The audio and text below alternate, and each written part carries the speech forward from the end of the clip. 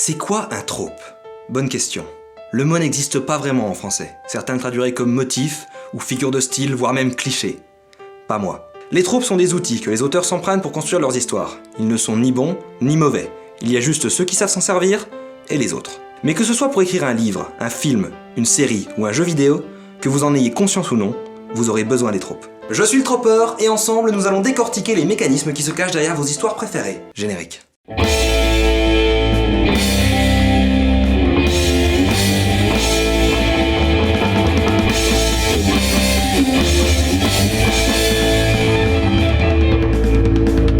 Salut jeunes tropeurs et tropeuses et bienvenue dans cette saison 2 du Tropeur de l'extrême. Aujourd'hui nous allons parler d'un sujet assez particulier. Les tropes propres à YouTube. Non mais t'es sérieux, c'est ça ta grande entrée dans mon émission? Ouais. Et ben voilà déjà un trope bien youtubesque, les collaborations. Qui était déjà très répandu lors de la Seconde Guerre mondiale. En effet, mais aucun rapport. Il y a pas mal de choses que l'on retrouve sur YouTube et nulle part ailleurs, rien à voir avec l'émission d'Antoine de Caunes, qui sont plus liées au fonctionnement de la plateforme qu'autre chose. Genre inviter d'autres vidéastes pour ramener leur commu et faire plus de vues. Gros bâtard. Oui, mais à la limite, c'est pas tant propre à YouTube puisque ça se rapproche du star system d'Hollywood. On caste un acteur très connu dans un petit rôle, on met son nom en gros sur l'affiche et ça attire du monde. Par contre, ce que vous ne risquez pas de voir au cinéma, c'est un acteur qui pointe le coin de l'écran pour vous rediriger vers un autre film. En même temps, on peut pas trop cliquer sur un écran de cinéma.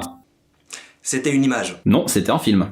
Ta mère. Elle va bien, merci. Tout ça pour dire que rediriger les gens vers une autre vidéo, c'est bel et bien un trope propre à YouTube, tout comme demander de laisser un pouce coloré ou de s'abonner. Donc le propre de YouTube, c'est demander du clic. Et ben d'un côté, oui. Donc le propre du cinéma, c'est demander aux gens d'éteindre leur téléphone avant que le film ne commence. Ça fait partie de l'expérience, oui. Mais j'avoue que c'est pas souvent qu'on sort d'une salle de cinéma en se disant mon passage préféré, c'est quand le M&M's rouge nous a demandé de passer en silencieux. Par contre, pour les films en 3D, mon passage préféré, c'est toujours la pub Oasis. Mais au cinéma, toutes ces choses sont autour du film, elles font partie de l'expérience, mais elles ne sont ni l'attention du créateur, ni une partie de l'œuvre. Ce serait comme considérer la pub que vous avez potentiellement vue avant cette vidéo, me rapportant au passage un dixième de centime, comme un prémisse au contenu lui-même. Alors que demander l'interaction de la part du public, c'est une partie intégrante du contenu sur YouTube. Ouais, mais y a bien des gens sur YouTube qui demandent pas de pouce bleu ou de l'échouille du rectum. C'est vrai, et ils ne savent pas ce qu'ils ratent, c'est très agréable, un petit coup de langue de temps en temps. Mais le point que j'aimerais faire, c'est qu'un réalisateur au cinéma ne demande pas au public de valider son œuvre ou de la partager. Et il peut se le permettre vu qu'il existe les circuits professionnels de distribution et de critique, faisant du public un facteur assez passif dans la réussite d'une œuvre. Mais si personne va voir ton film, il va pas bien réussir en tout cas. Et bah t'avais qu'à pas faire un film de 3h30 sur un fermier andalou amoureux de ses chèvres. Let's talk about sex, baby. Let's talk about you and me. Let's talk about all the good things and the bad. Tout ça pour dire que l'interaction avec le public n'est pas nécessaire au cinéma ou à la télévision. Alors que sur YouTube, sans partage, sans interaction, ta vidéo ne sera juste pas vue et il est donc naturel que les créateurs sur la plateforme aient décidé d'intégrer dans leur contenu des commandes d'action au public. Partage, abonne-toi, laisse un pouce bleu, etc.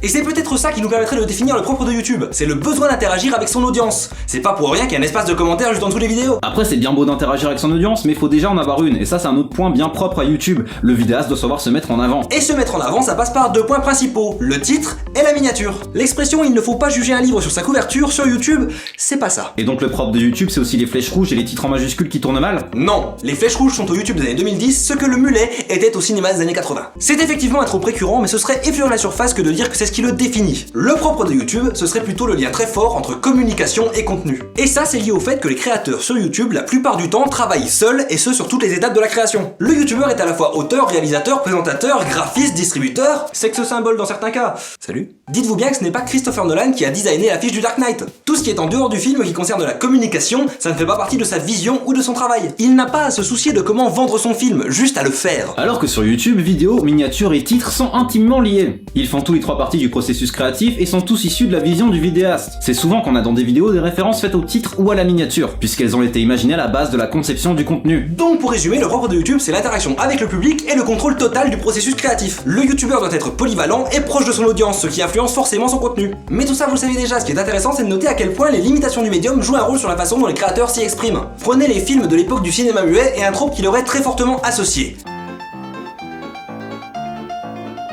Sans son synchronisé, il était impossible d'avoir des dialogues sans user un peu de son imagination. C'est comme ça que les réalisateurs de l'époque ont inventé des intertitres, contournant ainsi les limitations du médium. Quelques années plus tard aux États-Unis, c'est le code ACE qui voit le jour en 1934 et il sera appliqué jusqu'en 1966. Ce code interdisait de nombreuses choses, notamment les représentations explicites d'actes sexuels, au point qu'il était interdit de montrer une femme enceinte ou de parler d'accouchement. Il fallait aussi que lors des scènes romantiques, les femmes aient toujours au moins un pied qui touche le sol. Quoi? Je déconne même pas. Faut croire que dans les années 30, on avait vachement peur à l'idée qu'une femme puisse prendre son pied ou qu'elle sache voler.